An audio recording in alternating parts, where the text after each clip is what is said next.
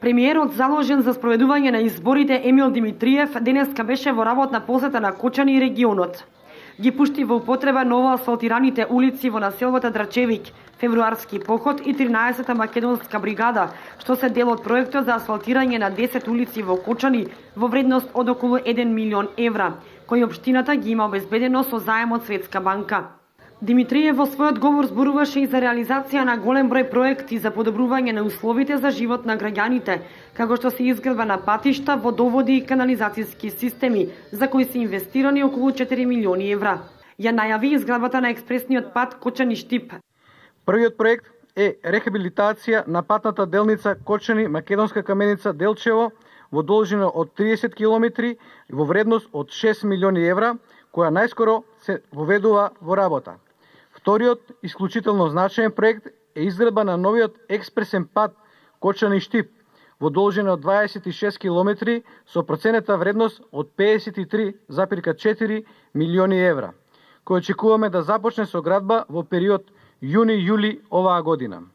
Димитриев го спомена и проектот за одвојување на атмосферската од фекална канализација како основен предуслов за изградба на фекален колектор и пречистителна станица во Кочани, зашто владата дополнително ќе помогне со 1 милион евра. Спомена и тоа дека активно се работи на изградбата на браната Речани, проект од големо значење за водоснабдувањето на Кочани, Виница и целиот регион. А што се однесува за здравството, Димитриев спомена дека се обезбедени 2 нови апарати, односно нов дигитален мамограф и најсовремен биохемиски анализатор, со кој времето на чекање за пациентите за добивање резултати ќе се скрати за половина. Подсети дека во рамките на поддршката за земјоделците од овој регион досега се исплатени околу 10 милиони евра субвенции, од кои значителна сума за околу 3000 оризопроизводители. На средбата со младите и студентите во трговскиот центар во Кочани нагласи дека проектите за млади во голем дел произлегуваат токму од ваквите непосредни средби. Реализираните проекти за млади во последната година и пол овозможија отворање на над 20.000 работни места, како што е мерката за вработување на лица до 29 години, а меѓу другите исклучително значајна за младите е и мерката Купи куќа за млади, рече Димитриев. Во рамки на работната посета на Кочанско, премиерот за спроведување на изборите Димитриев имаше и средба со жителите на село Оризари, кои изразија благодарност за изградената нова спортска сала и за новата детска градинка.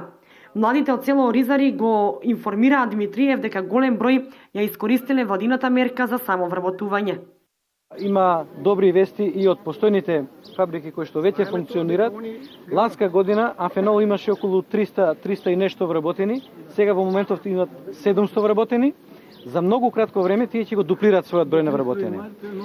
Исто така да ви информирам дека и Антура веќе ги спрема документите, сакаат да го прошират производството, да зголемат за едно 200-250 луѓе. Значи само овие две компании околу 1000 нови вработувања треба да направат за многу краток период. Премиерот задолжен за одржување на изборите Емил Димитриев денеска се сретна и разговараше и со жителите на кочанските населби Трајаново Трло и Усова Чешма.